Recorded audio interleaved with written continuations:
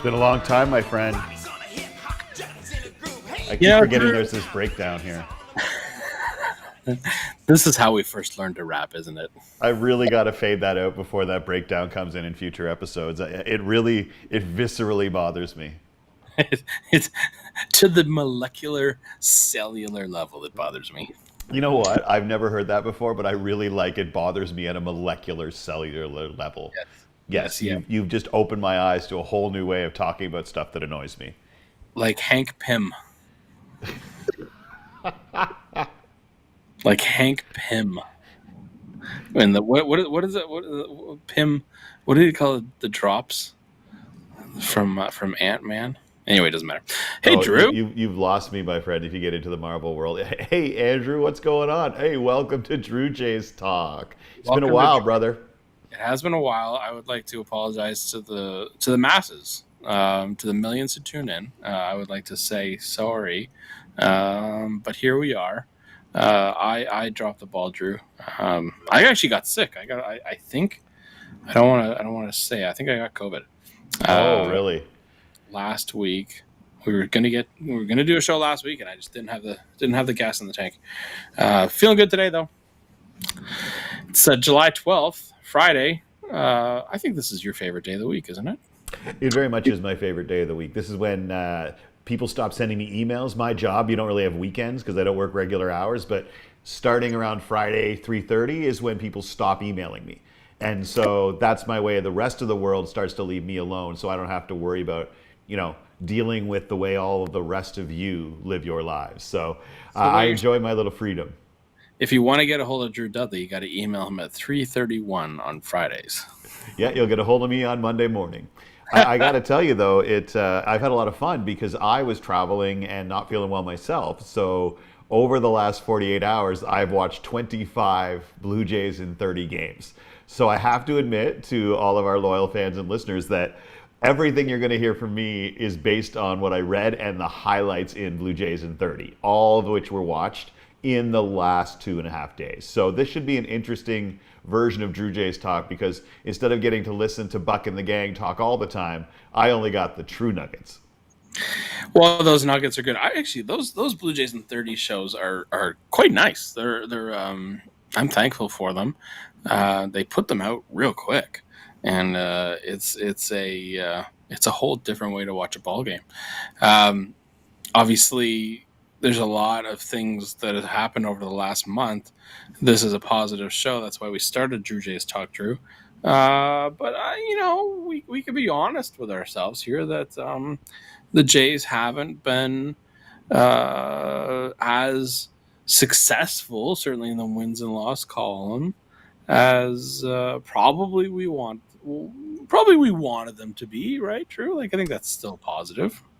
Yeah, we were 10-15 in the time that since the last time you and I chatted, and four of those 10 wins have happened in the last two series. So it was a bit of a dark time. Every time you and I had to push the recording session back a day, we won again. So I'm going to look at that as a positive thing, and that's why I was a little afraid of doing Drew J's Talk today. Is every time you and I pushed it the last couple of days, we end up getting a win out of it. But honestly, man, it has been. This is what I'm going to say. Let's be positive this way. I have enjoyed watching the Jays games over the last 8 to 10 days a lot more than I enjoyed the 15 games before that. Even though it's all part of a 10-15 run, I have actually been watching the Jays thinking, they could be in this. If they had a bullpen, for most of the year it's been if they had an offense.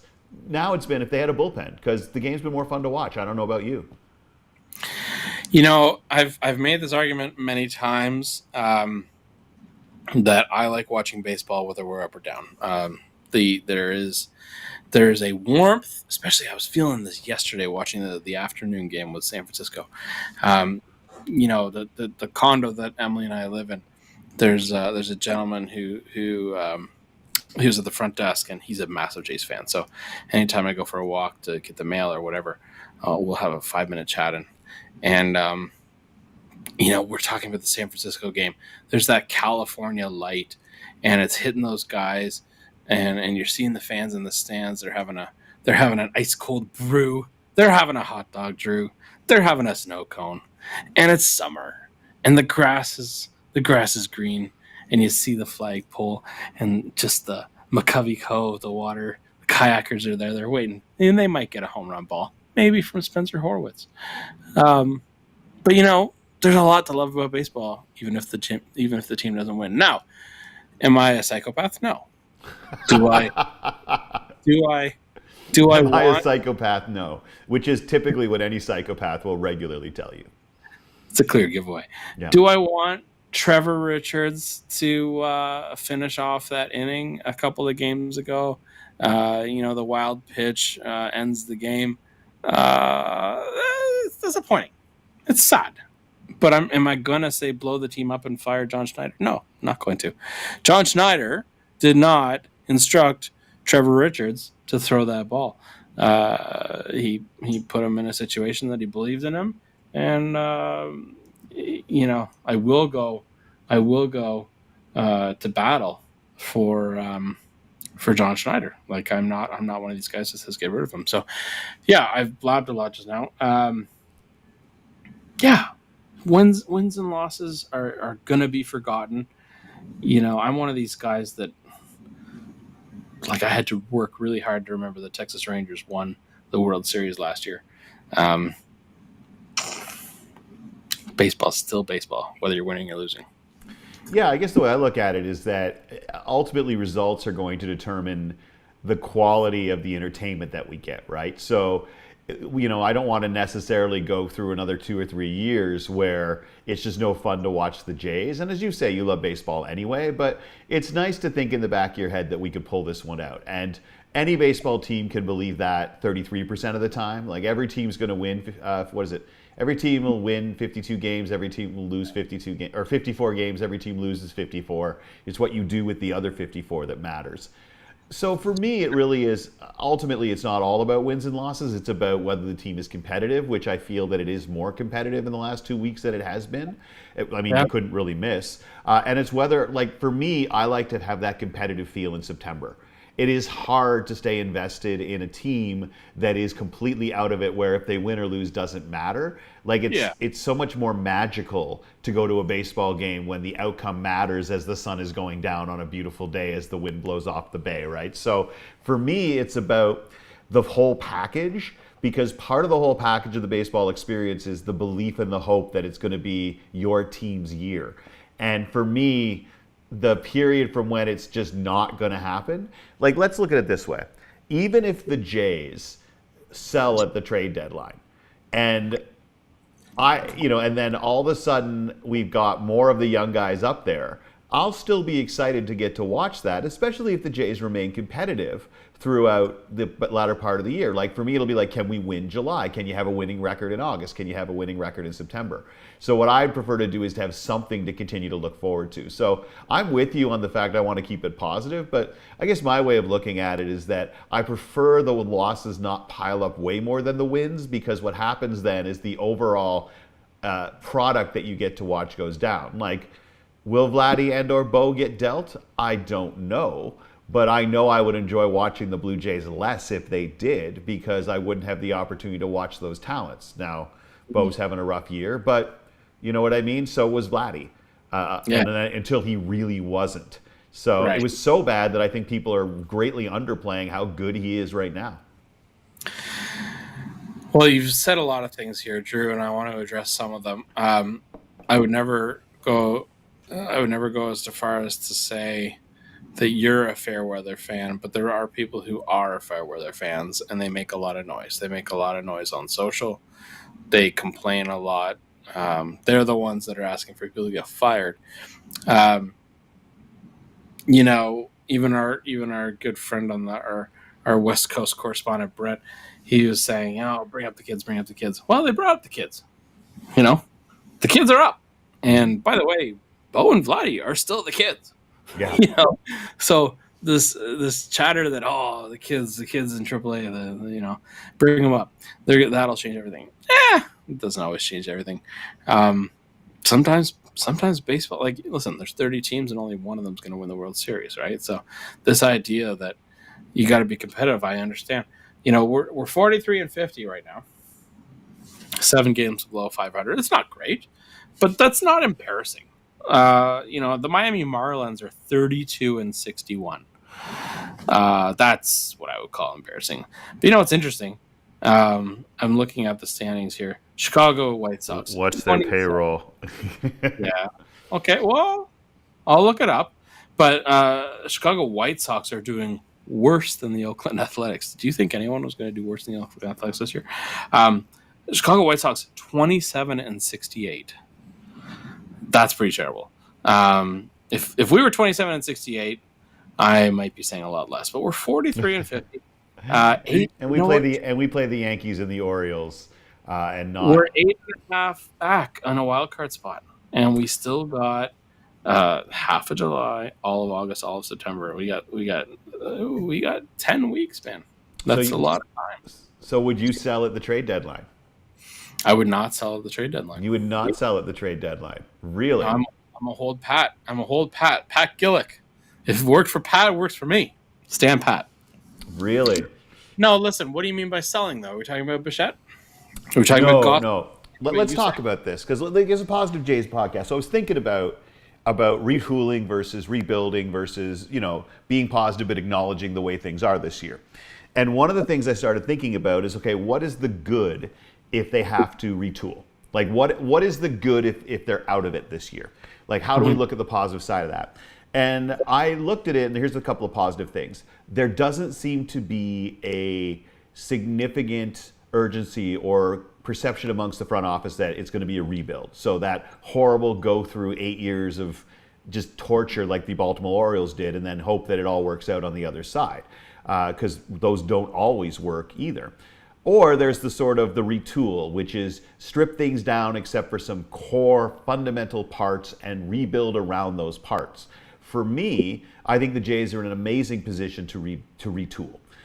They have a couple of pillars in Bo and Vladdy that are in the middle of the lower to middle part of their careers. You know what I mean? Like the mid to lower 20s of their careers. So lots still ahead of them. And they're the type of people you can still build around over 3 to 5 years. They've got ownership that has spent a ton of money, especially on redoing the stadium. And right now, even though the team is 7 games below 500, you're still seeing sellouts at the Rogers Center. And so I think they're understanding that you can offer not quite like top level for now. You have a little bit of a buffer where people will still come out, even if the team isn't, number one going to make the playoffs team. And I think that they have some longer term contracts that are expiring in the next 1 or 2 years of relatively high quality, like actual players. You got the Gosmans. Now it might be tough to move someone like Springer, but he may be playing himself back into that. So the Jays have some major league ready players that they can move for young people. And it looks to me like at least 2 spots in the lineup are going to be able to be filled by the 3, 4, 5 young guys. The Buffalo people, when you talk about Barger, when you talk about Clement and Schneider and Horwitz. Like you've got this 4 or 5, or Martinez, unfortunately, what happened to him. And it looks to me as if, if you've got 9 spots in your roster and 2 of them are these young pillar guys that you keep, 2 of them get filled in by these young folks. Like, I'm not saying they're all going to make it, but I think 2 of the 5 of them are going to be regular, solid Major League Baseball players. Yeah. And I don't see an ownership that wants to tear it down because I think they recognize that they're still getting fans out. So I look at the positive side. I think the Jays could be sellers at the deadline, and I look at it as a good thing if they make good deals. Here's my perspective. I think you're right. My perspective on where the team's at is I don't think they're losers. I think they have lost some very close games. Yes, they've been walloped a couple of times. There's a couple of games there where you're like, oh dear, all right, what else is on? But couple of these games have been heartbreakers, nail biters. 43-50. Sure, you're 14 games back out of first place, but if memory serves me, the Boston Red Sox were in last place last time we chatted, and the Jays were just a hair above them. I have to look that up. The Jays were bad in 2015 at the break, right? But I mean, they played 700 ball the rest of the way through, and that's a different team than this team. Nowitzki, yeah. Look, I look at it this way, man. You're 9 games out of a wild card. That's not the end of the world at the All-Star break or at the trade deadline. But I'd rather this Jays team move what they can to get what they can. And then if they have a run in the last part of the season, it's truly magical. Like it's the Ernie Clements and the the David Schneiders of the world who fuel this rally from behind. Because here's the thing, depending on what the Jays move at the deadline, they'll still have pitching at the deadline, after the deadline. So, you have one of those magical second halves of the season where, everything clicks together. It's still possible, but I would rather them move Justin Turner and make sure that when I'm thinking about the Drew Jays talk that we're having at this time next year, we can talk about how the Jays in 2 years will be really, really good with Bo and Vladdy really hitting the prime of their careers, and so-and-so and Barger and them getting, or Horwitz into his third season, coming through the sophomore slump already. That's what I'm thinking about, is looking ahead and saying, I'm not going to say 9 games out is so far you can't do a magical run. I'd just rather them do a magical run with the young guys than a magical run with the older guys, because it makes it more likely a not magical run, one that won't, because you won't need one, is possible in the next 2-3 years, if that makes any sense. You said the word magical run a lot. I'm trying to basically understand. It's Friday afternoon, brother. Do you have diarrhea, Drew? During some of these ball games, when the bullpen comes in, sometimes, yeah. Drew has magical diarrhea, everyone. Okay, time to listen. Here's the thoughts. Texas Rangers, last year's world champion. They're sitting at 44-49. We're at 43-50. Are the Rangers panicking? They've got Seager over there. They've got Adolis Garcia. They've got perennial Cy Young Award winner Scherzer, and also DeGrom, right? Who's got the better team, Jays or the Rangers, right? That's an interesting question. Anything can happen in baseball. That's been my argument since day one. Can we talk about some specifics, Drew? Yeah, let's do it, brother. Let's do it. Well, I want to just tip my hat to Tim Meza. Yeah. This is a guy that my heart just sank for. I love me some Timmy Meza, and glad that he found a new job. So disgusting that he's a Yankee now. Oh, it burns my blood. It boils my blood. But Tim Meza, there's a guy who was nothing short of reliable the last couple of years. Had a rough go the last couple of games of the Jays were. I don't think he's happy about how he ended that. But what are your thoughts on Mr. Meza? I got to say, what was interesting is that for 2-3 years, it was always sort of like Meza was this maligned part of the Blue Jays bullpen, and it was never backed up by the data. Like how he was performing, it just seemed like he'd have one clunker, once every 2 weeks, and it was like whatever he clunked stuck in our brains better than all of the other times that he didn't, because the underlying numbers said that this was one of Major League Baseball's most reliable relievers, and he just never got credit for it. And then what was crazy is that once he stopped being that is when everybody looked back and realized how good he was. And it's almost as if his own struggles have shed light on how good he actually was in a way that he didn't get credit for when he was that good. And it's strange that his struggles have made us realize, damn, he was much better than we thought he was. And I don't think that he was just like the Jays, he was in because he was the only lefty the Jays had. I'm like, no, he's in because he's a great left-handed reliever. The challenge is, like a lot of Blue Jays relievers over the past few years, the Jays seem to be one of those rare bullpens that aren't just going out and stacking 7 out of 8 flamethrowers, right? And so I think all of us as Jays fans, especially in the American League East, got sick and tired of watching our guys strike out from the 6th to the 9th inning over and over again. Meanwhile, we had effective relievers, but never looked as if they were as effective because they weren't leaving people in the dust. Like Adam Simber, loved Adam Simber. I loved that guy. Loved Tim Meza. I really like Zach Pop, right? But these are not guys who come in like the Rays used to trot out, or the who did we see really recently, or the Cleveland, like trotting out, everybody throws 100 miles an hour. The Jays have just never done that. Like, we're still excited about Pearson because he throws over 100 miles an hour. Meanwhile, didn't It wasn't Garcia. It was you didn't Kikuchi the other day fire up a 99-mile-per-hour fastball. I just was like, what?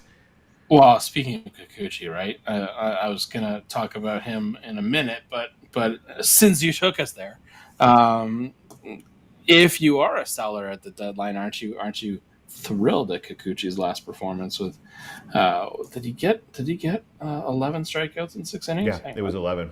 Yeah. Um, how are you feeling about that? Just Well, frankly in love.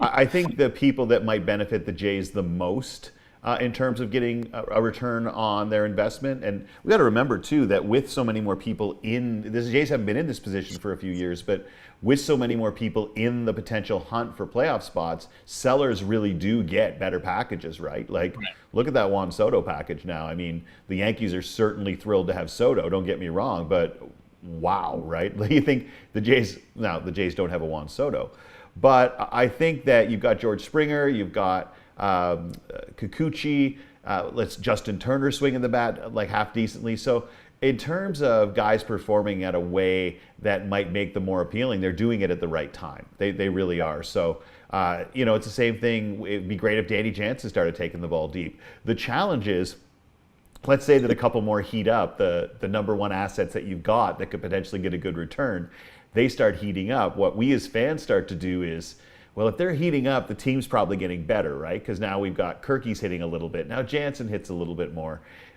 Is it a mirage with Horwitz? Probably to some degree, right? But Schneider never fully regressed either, did he? He's still a productive major league hitter. So, I think that when I step back and look at things that way, I start to realize that this is the right time for those people to heat up. And so the challenge we have to then ask ourselves is, will their heating up take us to a point where we start to rethink trading them? Not because they're better, but because, oh, wow, the team's performing now. Is it time, as a long-term Jays fan who really wants to stay positive, to say, you know what, with some really good trades and maybe punting a little bit on this season, we're better set up with a couple of future still superstars, I think. And I think Vladdy hopefully is proving that what we see in April is the deviation, what we saw last year is the deviation, and what we see now is the real thing. You got a couple of studs that you can build around, because I think this is just a blip for Bo, and that makes me feel pretty good, even though things have been a little rough, because bullpens can be rebuilt pretty easy. Does it make you laugh at all when you think about the kids? By the way, when you think about the kids, who are we talking about? Bring the kids up. The Buffalo Boys. Who are you talking about? Who I talk about? I don't usually use the kids that much. I do like the Buffalo Boys. I guess, what is it? It's Barger, Horwitz, Schneider, Clement, and it was Martinez, I guess. But it was really those core four, the first four. And then there's one more. I keep forgetting his name every episode, who hasn't gotten a crack up at the Jays yet this year, but was really swinging the bat well. He's an older guy, though. He's 29. I know who you're talking about. But Clement is 28. That puts him 3 years older than Vladdy. Yeah. Spencer, 26. That's 1 year older than Vladdy. Yeah. Vladdy and Bo are the kids. Yeah, that's true. They've been there since, 5 years now, though, right? So this is the thing where, what is it? Familiarity breeds contempt. Is that what? Yeah. Listen, I'm so glad that run-of-the-mill average fans on Twitter aren't running this team. I feel bad for Schneider and to a certain extent Atkins and Shapiro. Listen, I've said this before. I was all in, still am all in on Alex Anthopoulos. So when he left and we had Atkins and Shapiro come in, I was not thrilled, Drew. But listen, a general manager's job is not game to game. It's not month to month. It's frankly not even year to year. It's almost like a 5 or a 10-year job.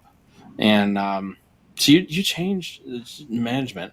What's going to happen? You're going to change his scouting director, and then 7 years later you're going to see the results. We do have the draft this upcoming weekend, and everyone in Sportsnet's like, oh, the Jays better get this draft right or else. The baseball draft, more than any other sport, is the largest crapshoot. Mm. You know, Unless you get Paul Skeens, right? Paul Skeens. I mean, Yeah. that's not the rule though. That's the exception, isn't it? Yeah. Do you know who the first round picks have been in the last 5 years? Adley Rutschman's got to be one of them. But Yeah. Also, like, I saw a ridiculous statistic about number of one overall draft picks that are in the Hall of Fame, and I'm not even sure if there is one. So, yeah. Now that will change, I'm pretty sure, but well, and the Baseball Hall of Fame is the hardest one to get into, also statistically speaking. But I'm just looking this up because I'm morbidly curious. Last 5 years, number one draft picks in the MLB. Adley Rutschman's got to be number one. But this is finding all sports. Hang on, I gotta tune this to MLB. Sorry, all listeners. I promise this will be worth it. Okay, so Paul Skeens was last year's number one pick. Jackson Holliday was 2 years ago. Henry Davis. I don't even think he's in the majors. Neither is Jackson Holliday. Spencer Torkelson. That's hilarious. That's Emily's favorite name to say, by the way. Spencer Torkelson. Spencer Torkelson. I just dropped him today from my fantasy team. And then Adley Rutschman, as I said, was 5 years ago. Before that, Casey Mize, solid pitcher for the Tigers, but not changing the Tigers' destiny. Yeah. Royce Lewis, love the guy, but he's injured all the time. And Mickey Maniac from the Phillies, bench player at best. These are number one overall draft picks. Listen, I'm on a tangent. Jays picked 20th this year in the first round. Yeah, a lot of people have been saying bring up the kids. And baseball drafts, we don't know. We don't know. They don't know. It's a guess. Anyway. I do wish it would have been great to see what Martinez had. You know what I mean? We're getting this chance with Horowitz to actually see a significant sample size. I'm a huge Ernie Clement fan. He's going to do something ridiculous in the field once every couple of weeks, but he's going to make a bunch of really good plays as well. I really do like Ernie Clement. I'd like all the kids. You know what I mean? Like, I would have loved to have had a chance to see what Martinez had to offer over a larger sample size, because he remains that sort of unknown, that conundrum, right? We've been hearing about him for a few years, but then we heard about Pearson for a few years, right, too? So, you know, the question is, when was the last time the Jays brought someone through their system that really paid off? And it's Vladdy and Bo. And now the question people will say is, well, they didn't really pay off. I'm like, I think you got to look at what Vladdy's doing and the age that he's at and recognize that this is who this dude is. And Bo, I'd like to see him healthy, because I just can't help but think that by the end of the season, Bo will have been hitting 300 since the All-Star break, right? Like, he might finish at 240, but I just feel like he's going to hit 300 after the All-Star break, unless, all of this is about some underlying leg issues that we haven't all been hearing about, because he's out again now. But it wouldn't surprise me at all if Bo's hitting 300 since the All-Star break over those 3 months. And if that's the case, well, the people we're talking about trading from the Jays haven't exactly been lighting the world on fire. So you can take Justin Turner out and plug in Addison Barger and recognize we're going to lose something, but at least then we'll have 300 at-bats for Addison Barger, right? Listen, you can give Addison his at-bats in Buffalo and he'll be fine. I think Justin, you want to keep him, because I don't think you're going to get a ton for Justin. And by the way, congratulations to he and his wife. They just had a baby. Yes, yeah, that was great. Baseball's a funny game. You're in the minors for 4 years, 5 years. You make your shot. You're 27 years old. You get to play maybe for a couple of years if you're average. If you're really good, maybe you get an 8, maybe a 10-year career. So the idea that time's up for Bo and Vladdy, to me, is just so silly. It's ridiculous. They're at the start of the primes of their careers. I'm looking at ages now just for fun. Chris Bassett's 35 in baseball years. That's getting up there. Gossman's 33. I didn't even think he was 33. I would have put him at like 31. You say it's 33 also. This is interesting, right? Gossman, I would say, has had a career, and he's not at the end of his career, but he's certainly in the... He's on the down slope of it, and the underlying numbers do indicate that too. Right. But still, that's a veteran. That's a veteran guy. Are you going to trade him at the deadline? I'm not sure that you are. Depending on what the return is, I'd think about it. You know what I mean? Like, For me, it's not about, oh God, we're punting on the season. It's, oh wow, we're building for future seasons, and Yeah. you want to get excited about that. So that's always the challenge, right? And with 2 years left on a contract, Gosman's worth a lot. And so that's always the question: is Gosman's worth a lot? They're not going to move Barrios. They got him under long term. I feel very good about Rodriguez long term. I think he's going to be an asset. I think Manoah is very much a wild card. But to think about, you could trade 2 or 3 starters and still only be in need of 1 or 2, that's a decent position to be in, especially if you could bring back a Hall. Well, I guess time will tell. We'll see what happens. But talk to me about the All-Star game, which is coming up next week. Vladimir Guerrero Jr. represents our Blue Jays down in Texas. Weird to see only one Blue Jay go. There may be some injury replacements coming soon, but kind of weird that was it last year we had, I think, 6 or 7 guys go, or maybe 2 years ago. One of the years it was like, oh geez, like the whole field's the Jays. I think it was 2 years ago. I have to look that up, but yeah. Are you excited about the All-Star game? Man, I've never gotten super excited about All-Star games. If I'm going to get excited about any of them, the baseball one is the one, because it's the only one that involves any real effort. Because baseball is hard to play at half speed. And so, if you guys are going to throw 98 miles an hour, you can't just take it easy up there. And if you're a pitcher, you can't not throw that. So, I do enjoy that part. I like the home run competition to some degree. It does wear a little bit down, but I'm sure at the actual stadium it's pretty amazing. So what I love most about the All-Star game is the broadcast aspect of it. I really enjoy how they get up close and personal, and because of the nature of baseball as a sport, there's downtime, right? So I love the fact that they were hanging out with Bo in previous years. I love in-game interviews. I know some people don't, but I love it when you got a shortstop mic'd up and he's talking to you during the inning, and I know that there's been errors made, but that's probably going to happen anyway. Oh, yeah. So that's what I love about the All-Star game, man. That's what I love about the All-Star game. Yeah, Alec was mic'd up, remember? And he Yeah. got a couple of breakouts, and he was like, "Hey, let's go get some punchies." That was pretty funny. What was it?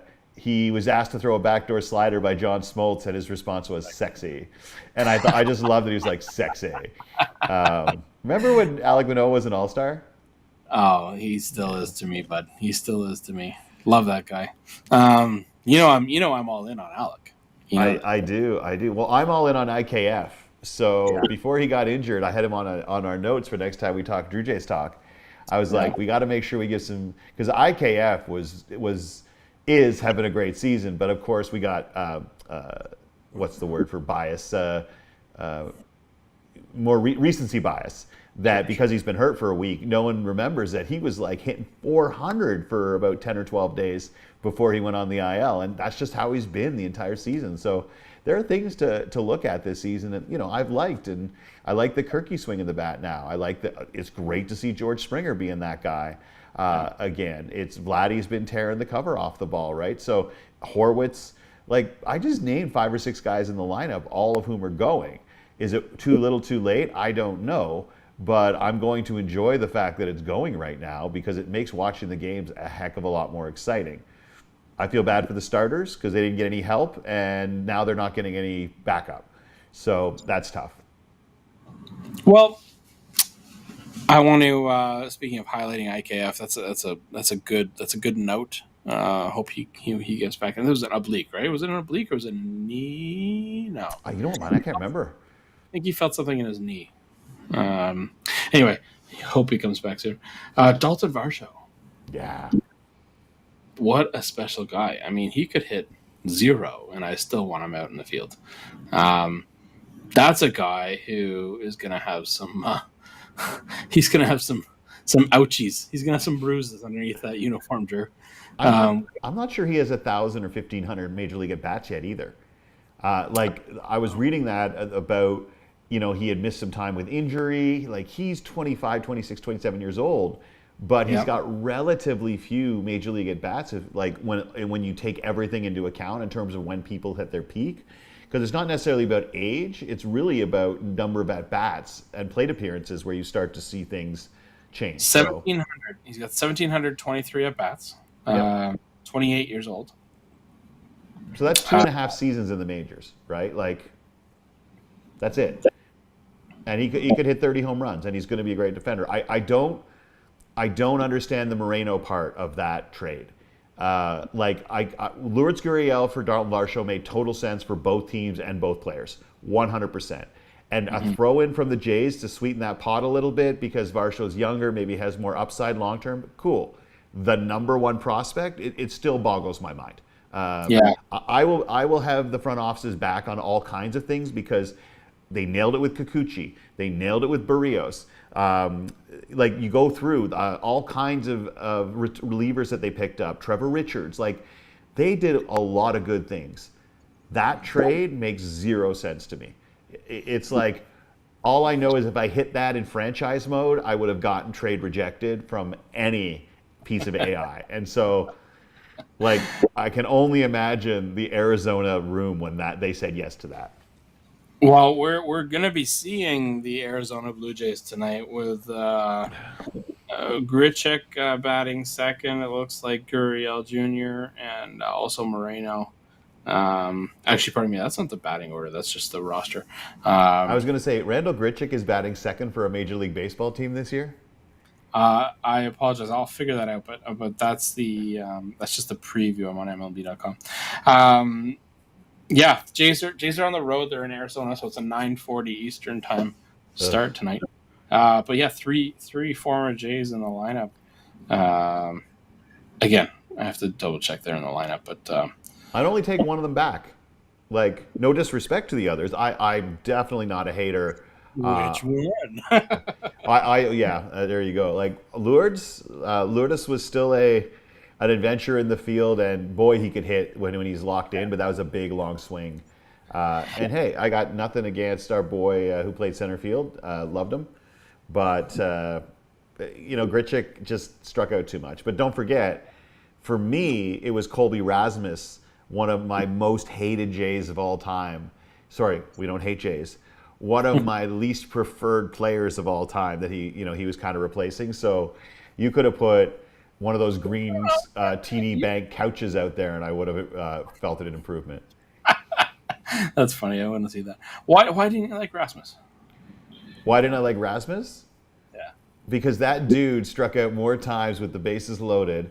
That dude grounded into more double plays. That guy was Alejandro Kirk on the double plays, and what was it? Juan Francisco on the strike. Like we had him and Juan Francisco. I think it was back to back. The third baseman, was that the right Francisco I'm thinking of?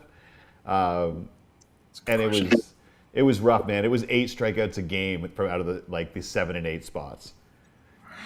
Well, I remember Rasmus And the beard. The beard was gross. I remember Rasmus and Tony La Russa didn't get along, and I remember Colby Rasmus's dad seemed to kind of get involved there, and I always thought that was a little bit strange. By the way, I took the time to find the lineup, so Moreno is hitting 8th, Gurriel is hitting 5th, and Grichuk will be on the bench. So, yeah, it's what it is. Grichuk's going to beat us with some opposite field poke at some point, like on one of his close your eyes and take a swings. He's going to beat us on an opposite field poke. I can feel it. It'll be a seeing eye single that started as a bunt. You know what's going to happen is there's going to be a base hit to left, and Vladdy's going to try to score on Gurriel's arm. And he's going to do that headfirst Vladdy slide, and the helmet's going to go flying, and he's going to be dead to rights. And the camera's going to cut to Gurriel, who's desperately trying not to smile his ass off. Right. The Pina forever. Have you ever known a Blue Jays player who was more convinced he was faster than he is than Vladimir Guerrero Jr.? I love me some Vladdy, but that dude has the most weird conception of how fast he is. Listen, I will take the hustle. I don't mind him getting thrown out. I love the hustle. To me, it just shows that he's trying to win, and I love it. Just stay closer to second base, big guy. Just a little bit closer to second base. Drew, what are you thinking about? What are you thinking about the week ahead? We've got 3 in Arizona, and I'm just pulling up our schedule here. We've got the home. Well, then we get the home run derby, so we're right into the All-Star break. So, what do you think is going to happen here in Arizona? And then coming out of the All-Star break, we're hosting the Detroit Tigers a week today. Okay, so here's what's going to happen, ladies and gentlemen. The Jays are going to go into the All-Star break having swept the Arizona Diamondbacks, which means they right now should be on a 5-game winning streak, but I believe they won 4 out of their last 5. So that will put them into the break 7 out of 8, where they will then come out of the All-Star break and again sweep the Detroit Tigers. Their bats will be warming up, people will start to be swinging. Then we'll be heading with a week and a half or a week left to the trade deadline, and the entire city will be torn apart by the debate over whether or not the now finally Jays, living up to their potential with this lineup, playing up to their potential, whether they should sell or whether they should ride this new hot streak and hope that it will be a magical run just like 2015. So the Jays are going to sweep the next 2 series, and it's going to do is cause all kinds of anguish here in Toronto land. What about you? I'm just wondering if you could keep on going, because it just sounds like it's music to my ears, Drew. It's music my friend. But then our next Drew Days talk, I got to sit here and explain to you how we should still sell for the overall good of the long-term Toronto Blue Jays. And then I don't know what's going to happen. I need to know who hugged you today. Who Who picked up your heart and your spirits? I love this. Sweeping the Diamondbacks. Do it. Sweeping the Tigers. Do it. You know what? We're going to sweep the All-Star game. Do it. We're going to sweep the All-Star game. Glad he's going to be All-Star MVP. You know what? He hit that 471 home run in Denver a couple years ago. He hit that one in Boston this year. That thing landed in New Hampshire. Yeah, it did. Listen, I love your positivity, and I'm right beside you. And I firmly believe, win or lose, this is still exciting baseball. I think these guys care. I haven't seen them tune out. You know, Bo is famously a very monotone, very, I don't want to say mute, but he's very, he doesn't. He's a boring interview, man. That is a boring interview. You know, and but that's okay though, right? Like I think he was taught to be a boring interview. Maybe, but you know, I think Bo is a special player, and I think we as fans need to. I've said this before. We got to pick our guys up and rally behind them. I want when opposing teams come into Toronto, I want them to feel that the Toronto fans are scary to the opponent. But right now they're not. You mean the fan base that used to throw full cans of beer at center fielders when they weren't looking? I think we already got them a little scared, brother. But I will say this. I think that the Jays fans should give Bo a little bit of the Trey Turner in Philadelphia treatment. The we're here for you. Yeah, look what happened there. Like, that worked great, didn't it? You know, there's the exception to the rule. I don't know that we should cheer for. Anyway, listen, I think I love your optimism. I think Arizona is a beatable team. You know, they're a 500 ball club. They're just a hair better statistically than the Jays are on paper. Winnable ball games, Drew, and then we got a nice little rest, and yeah, let's get some momentum going into Detroit. It's good to see you. It's good to do it, Drew. You too, man. It's great to talk with you, and I look forward to, in a week or so, not 25 days, but in a week or so, I look forward to you and I debating over whether you can be a positive Jays fan and still think they should sell, or whether being a positive Jays fan means telling them to stay the course and let's make a run with who we got. So I'm going to tell you something. Okay. I think you know this already. Is it the Cadbury secret? No. It's the ethos of Andrew's love of baseball. Baseball is my passion. It's my favorite thing that is not my wife and not my career. It is something that I do to take my mind off of the struggles of the world. So I couldn't care less, statistically speaking, what happens. Now, if you look at the Oakland Athletics, they have fans there that are crying bloody murder because their team's going to leave, and I get it. Like if the Jays were going to leave and go to like Winnipeg or something, I'd be heartbroken. So win or lose, this team is something to change your mind. It's like, I don't mean change your mind, but it's something to like, it's something to latch on to when things are stressful. We talked about this in early episodes of the show, right? But the memories you have of you going to see the game with your dad, who cares if they win or lose? Memories of me taking Thomas to see a game, who cares if they win or lose? There's more to baseball than winning and losing. So can I be positive and be okay with selling? Sure, sell. Because you know what? Someone else is going to get a great opportunity, and they're going to try their best because they dreamed when they were a 10-year-old that they were going to make the majors. And you know what? We're going to see some games. And I always think about guys like Mike Wilner. I think about Buck Martinez and Dan Shulman and these guys that have to call these games, and they have to come up with something interesting to say for 3 hours a night. That's got to be a tough job. But still, they managed to do it. And you know what? I'll take it. I'll take that job, and I'll let them take mine. And actually, I love mine a lot. Okay, I take it back. They don't get mine. Never mind. You're extremely good at your job, Drew. Well, thank you, my friend. And hopefully, I'll be just as good at baseball predictions this time in about 10 days. You'll be able to be like, "Wow, Drew, calling out 2 series sweeps in a row." Hey, we're 12 out of 15 away from changing it all around, baby. The Yankees aren't winning. I love it, and you're right. Like you're gonna say, "Hang on, you're crazy." But listen, the Orioles, the last 10, they're 4-6. They've lost 3 in a row. The Yankees last 10, they're 3-7. All right. So now Boston's 8-2. That's pretty good. But listen, like we're not like I don't think you blow this thing up. I think you cheer for your team. You're gonna take the odd loss. That's baseball. But you get excited, Drew, because you know what? Life's short. Let's get excited about things. Tell you what, man, I will take 1 loss for every 2 wins. I'll make that trade, and we'll call it even. It's nice to see you, Drew. Have a good day. You too, brother. Happy Jays talk, everybody. Enjoy the rest of the weekend. Jays are on the left coast. Stay up late. Sleep in. All right, peace. Love you, brother.